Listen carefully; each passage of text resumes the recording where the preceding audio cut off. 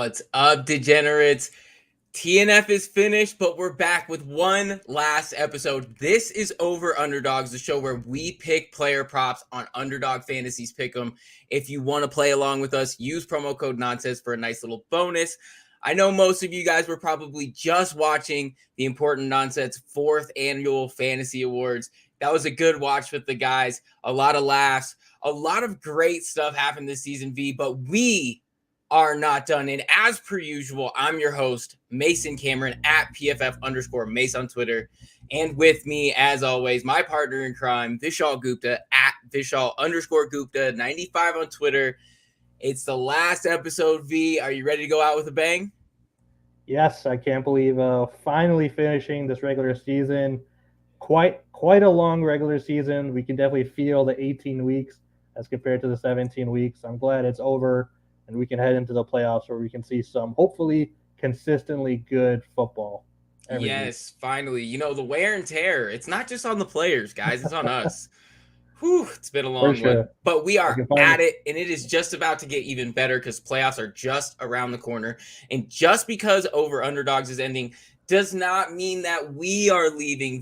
We will be back every single week through the Super Bowl, doing Locked In, going through all the games, all of our picks, and we're going to be making some money. So I can't wait to do it.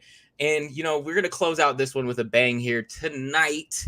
And first and foremost, business as usual. Everybody knows we play all of our cards with PickEm Insurance. And we play PickEm Insurance because sometimes it goes downhill like it has for us in the last couple of weeks, where we have really struggled to hit some of these picks, but we're still making money because we're using PickEm Insurance. And PickEm Insurance is a great way to hedge your entry. When you turn insurance on, your potential payouts will be slightly reduced, but you can still win money even if you miss a pick. And so, as you can see, V's been hammering it all over. You know, V still comes out on top with the 50%. You're still making money there, and we're still loving it. But we're going to turn it around this week and leave off on a high note. And we got a good one. Even though they didn't give us too many lines, they didn't give us too many projections because some of the games really don't matter. But we were able to comb through everything and find the real gold. And for starters, V, why don't you run everybody through your picks this week? All right, let's get started with the first game on Saturday. I have Jerick McKinnon higher than 34.5 receiving yards. McKinnon has been like an absolute superstar the second half of the season, especially in the passing game. He has gone above this number in 3 of his last 4 games.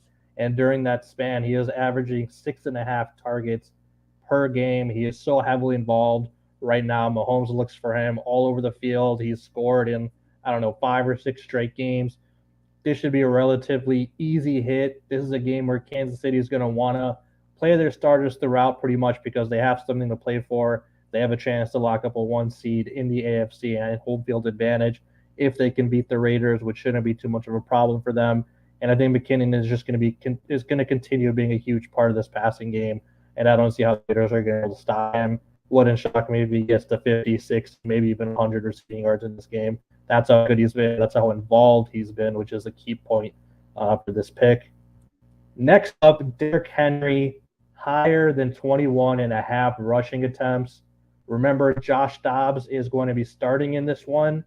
In the 2 other games this season where Derrick Henry has played without Ryan Tannehill, which was 2 games, he had 23 carries and 32 carries. Both were with Malik Willis under center. The Titans are going to want to rely on Derrick Henry rather than Josh Dobbs. Dobbs was okay last week, but clearly they were missing Derrick Henry, and it would shock me if they didn't give him 25, 30 touches in this game. They have to ride him. He's going to be their best player on offense. He's going to move the ball. This shouldn't be too difficult of a hit. The only concern is if the Jags get up big, if they're up by double digits, and the Titans have to play catch up, they're going to have to be forced to throw the ball. It could limit Henry's rushing attempts, but even that, I think it would have to be a pretty sizable lead late in the game for them to abandon the run. So I think it's going to be another monster game for Derrick Henry this week against a relatively weak Jaguars rushing defense. And then finally, have to do it. We have to go with Justin Jefferson higher than 95.5 receiving yards. This is one of the largest projections I've seen for a receiver all season, but it still might be 20, 30 yards short. This guy is a monster. I understand he had a really bad game last week and it cost a lot of people their championships probably, but he's still been on a tear. He has hit this number 4 out of his last 6 games. And in each of those 4 games, not only did he go above 96 receiving yards, he had at least 123 receiving yards in 4 of his last 6 games. This dude is a beast. Last time he played against the Chicago defense, he had 154 receiving yards. That was in week 6, I believe, earlier this season. He's going to go up against Chicago again when they are even worse on defense than they were earlier in the season, if you could even believe that. They have absolutely nobody in the secondary. This should be an easy hit. Again, the Vikings do have something to play for. They could get up to the 2 seed in this one if the Niners also lose, and the Niners don't play until the afternoon. So the Vikings are going to have to play their guys throughout in this one. I see this could be a 200-yard game for Justin Jefferson if we're being serious. That's how good he is, and that's how bad Chicago's secondary is. So going to take Justin Jefferson higher than 95.5 receiving yards. And people have to remember that Justin Jefferson's the reason they got to those championship games. They were taking him, top 2 and 3 in some of those fantasy drafts, and he made good on that. And, we can't really blame it too much last week on Justin because, man, that was Kirk. I think that, the sun going down, it was nighttime when Kirk was playing. He was confused. He thought he was in prime time, and so he absolutely shit the bed. Business as usual for primetime Kirk, but it's okay because this game's going to be at 11 o'clock. So that's just yardage for Kirk and for Justin and for all these guys. And we're going to dip back into there too with some of my picks this week.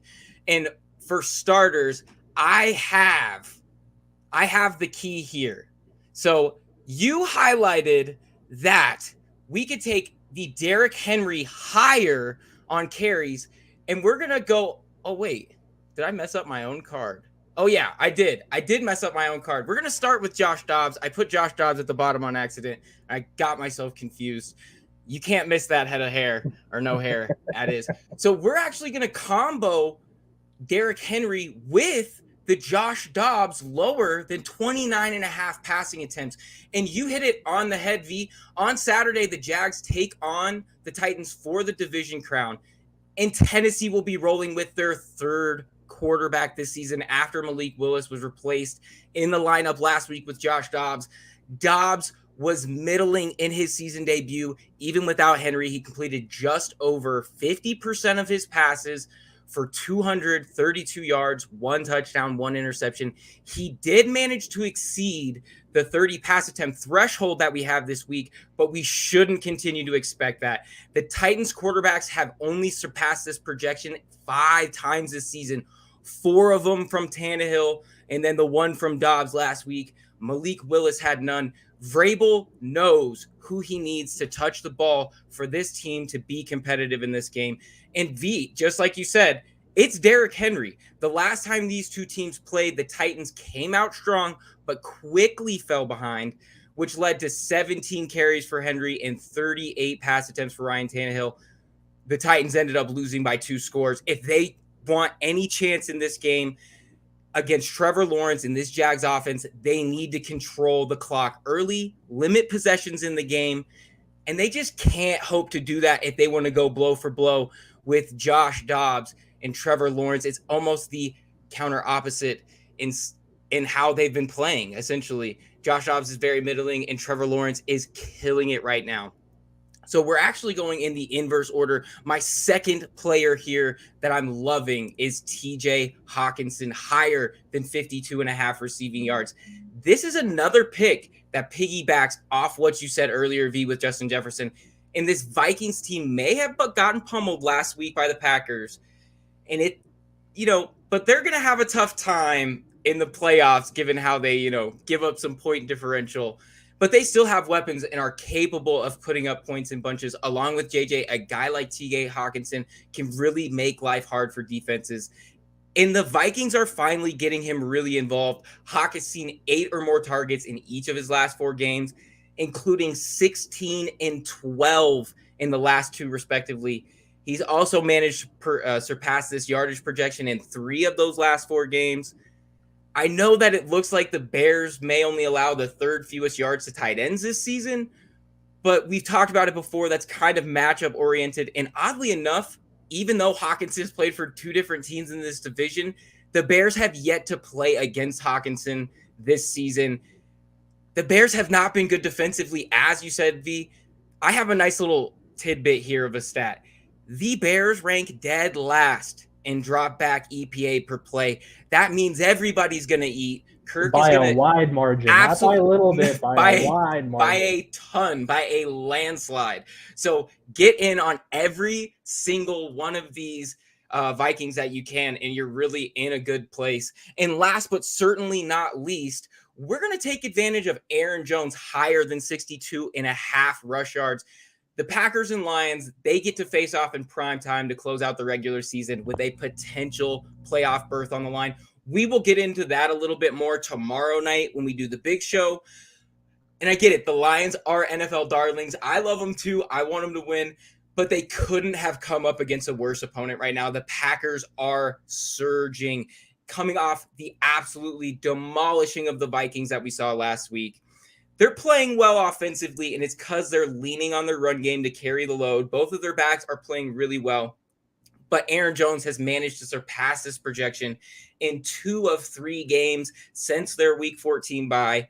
Jones has largely outpaced Dillon in the share of the backfield. So obviously, when I highlight this game, I look for who's going to get the most touches, who's going to be the most involved. And Aaron Jones has definitely been that guy in the last few weeks. I know that Dillon definitely still gets a ton of work, as he should. He's a great back. But man, Aaron Jones just does not go away. And it really shouldn't matter this week anyway, because the Lions are pretty horrendous at holding down backs all season. They rank 31st in rushing EPA allowed this season. They've allowed 3 rushers 125 yards in the last 3 games. The Packers have to understand, as weird as it sounds, they can't afford to get into shootouts with this strong Lions offense. They will surely look to control the game, take full advantage of this Lions poor defense, and hope that their defense gets the stops that they need to win, which is what they've been getting recently. Their defense has actually kind of stepped up and played a lot better.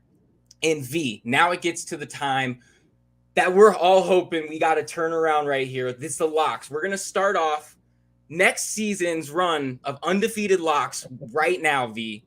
Let's do it. Let's do it. So we're doing the same thing that we did last week.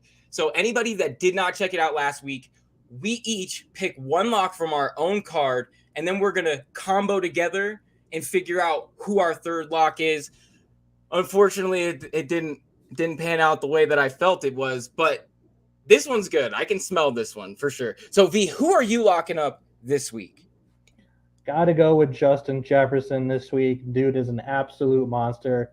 Again, in 4 of his last 6 games, he has at least 123 receiving yards. That's insane. There was also a 200 receiving yard game in there. He's a beast. He's going to go up against a terrible Chicago secondary that's probably going to be even more injured than it's been the past few weeks. There's nobody out there who can stop him.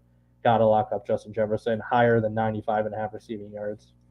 Love it. I absolutely love it. And actually, for mine, I'm going to go right back to the well. We're picking the same offense, and I am taking TJ Hawkinson higher than 52.5 receiving yards.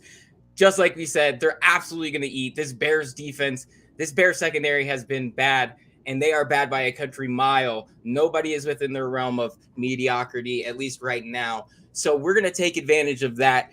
V, do you see anything else on my card here that you're thinking we have to have? Or should we head over to your card and see which one we're going to lock up for our third? Yeah, there's definitely. Yeah, why don't you tell us what you got? Well, let's see. I'm thinking if we look at your card here, V, I really, really love the Derrick Henry one.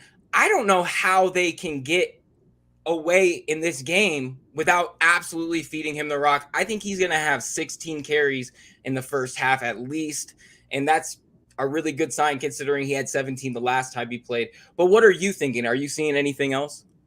That definitely makes sense to me. They sat him last week for a reason. Whatever injury they said that he had was really just an excuse to give him some more time to get healthy for this one, because this is a make or break game for them. They have to win this to get into the playoffs. So they're going to have to rely on Derrick Henry. I definitely can go with that one. I also like the Aaron Jones pick on your card. We can keep it all NFC North. But yeah, the Lions are really, really bad against the run. So there definitely going to be plenty of opportunities for the Packers and for Aaron Jones to put up a ton of rushing yards. So either one is good for me. I'm right there with you. So you know what we'll do is we'll go ahead and this is going to be our first 4-pick ticket Ooh, I of like the it. year. I think Let's do it. that's what we needed to turn everything around. We're going for it's a special occasion. The confetti's flying and we're going to win this week. You love to see it. And sadly, that does it for us, buddy. That is the last episode of Over Underdogs this season. But nobody worry. We're going to be back tomorrow for Locked In, same time as usual, 8 p.m. Eastern. And we're going to be here through the whole playoffs. So you definitely won't want to miss it. We'll have all the picks, everything you're going to want to see. It's going to be a good time for sure. And absolutely check out everything that the IN betting team's doing over on importantnonsense.com. In order to get access to that, you got to go to our Patreon, and then you get into our Discord, and that's where you can yell at us and bug us and get all of our picks for games, and that's where all the magic really happens. So frankly, it's a good time. And shop.importantnonsense.com, promo code LOCK to get all of your merch, headed into playoffs, spend some of that bankroll that we've been making you all season long. And yeah, that about does it. V, do you have any parting words for the folks at home? It's been very enjoyable. Thank you, everybody, for joining us on TNF every week at halftime. The games were not great this year, but I think they'll realize what they did wrong and fix the schedule a little bit going into next year. We'll have some more entertaining games, and then you can also hop in with us. But it's been great, and I can't wait to do it again next year. Abby, we've been the main event of TNF all season long anyway, but it's definitely been real. And until next time, everybody, good night and good luck.